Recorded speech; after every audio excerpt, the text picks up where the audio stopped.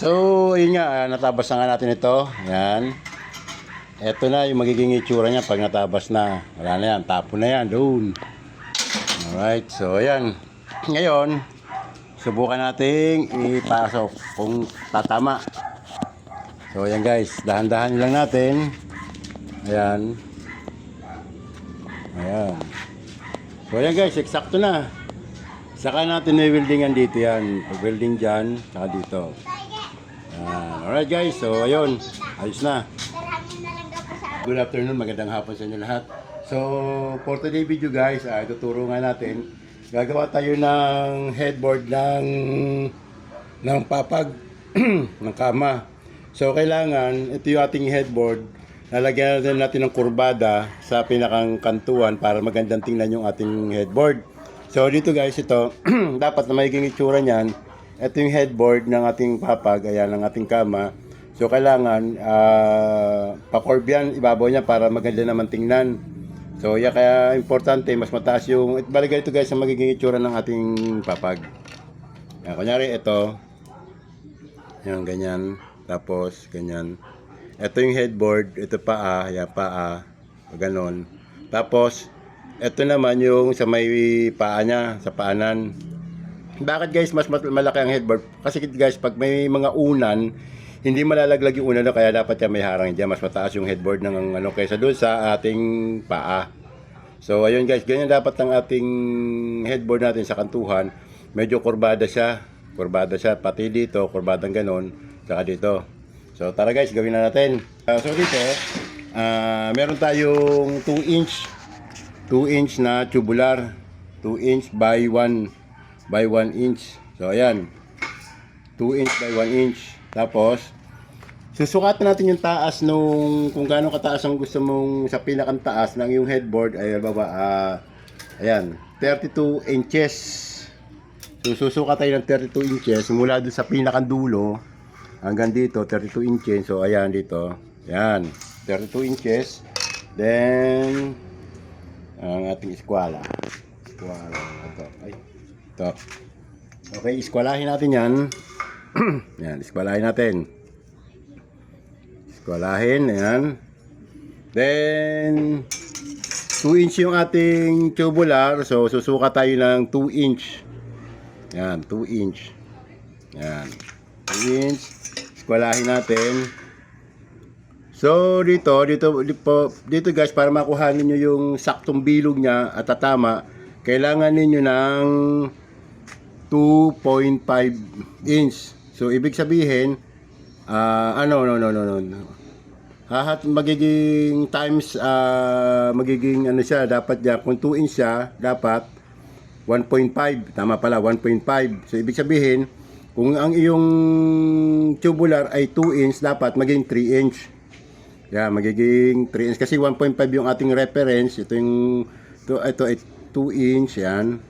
So, maghahati tayo. Magdadagdag tayo ng, itatimes natin sa 1.5 times 1.5. So, ito dapat ay times 1.5. Yan, magiging 3 inch. Yan. Equals 3 inch. Yan. Okay. So, itong point na to, yan ito. Yan ay 2 inch.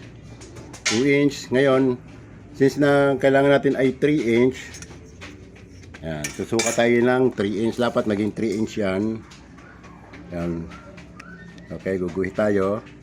1 inch. Dagdag tayo ng 1 inch kasi nga, magiging times 1.5 equals 3 inch. Okay. Ano ba to?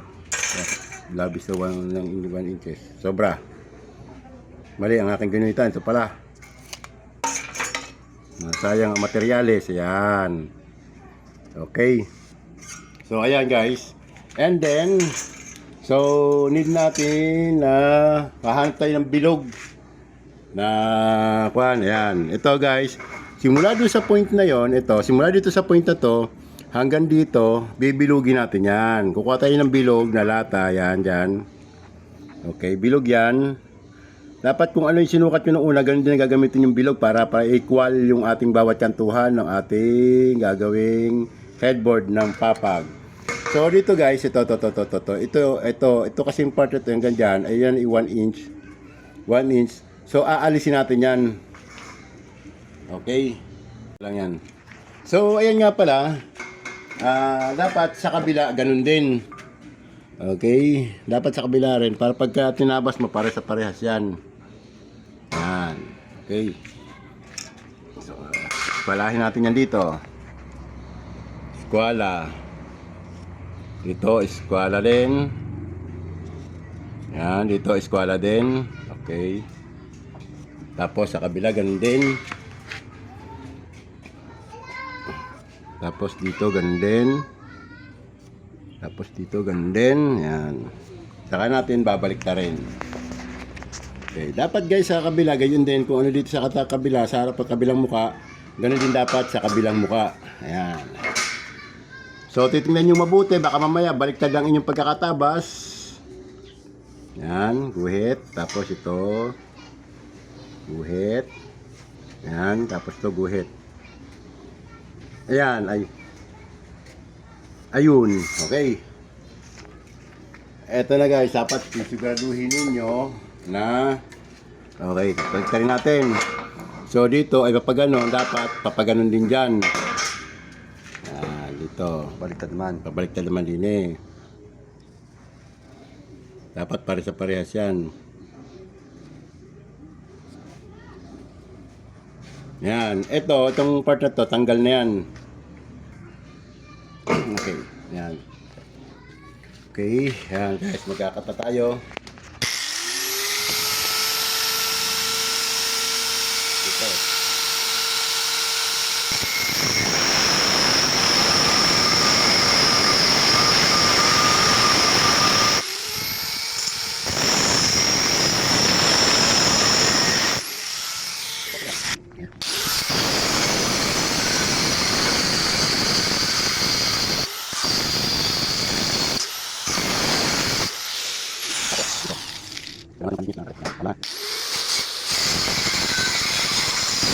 Ito yung ban. Parang natin kailangan dito. Yan. Okay. Parang hindi ito yung binder. Ito yung natin mo. Sabi lang okay lang at isa. Yan.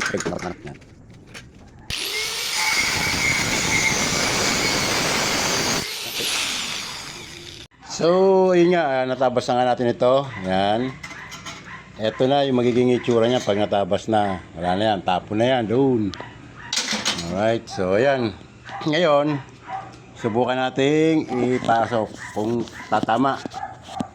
So, ayan guys. Dahan-dahan lang natin. Ayan. Ayan. So, ayan guys. Eksakto na. Saka natin i-weldingan dito yan. Pag-welding dyan, saka dito. Ayan. Alright guys. So, ayun. Ayos na. Guys, so, nakita nga natin guys. Ayan. Ganyan dapat ang kantuhan. Papakorb siya. Ayan. Eksakto lang yan. Mamaya ipo-full weld na natin yan dito. Ang pag-ispat naman ng ganitong manipis, tubular na manipis to, kailangan kung alin yung makapal, dun mas lamang ang welding rod. At ang tayo ng welding rod mo papaganon. Pag ganyan, huwag ka tatayo ng welding rod mo na nakaganon, nakaayon. Kailangan i-slant mo ng kaunti, sasablay mo. Tapos ito, makapal ito dito, mas lamang din eh. Pag ispat-ispat lang. Okay. Pakita ko sa inyo paano mag-welding nang hindi nabubutas.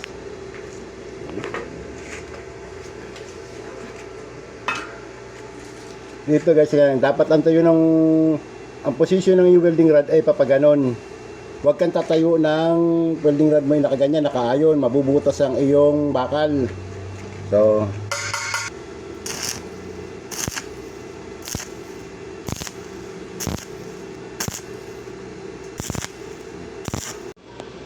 alright guys, so ayun na, na-welding na nga natin. As you can see guys, ayun na. So, ganda ng ating pinakang headboard ng ating gagawing papag. Alright guys, so ayun na. Ito na yung ating pinakita kanina na ating kantuhan ng ating papag. May kurbada siya, yan. As you can see guys, napakaganda ng ating ginagawang papag. At siyempre, hindi na namin napakita. Nilagyan namin ng plywood. Ayan, may plywood na siya. Tapos, ayun, yung headboard. O, di ba? Ganda? Alright. Ha? Yung sila isa nun? Grabe naman yan. Ayan, alright. So, ganda ng aming papag. Oh.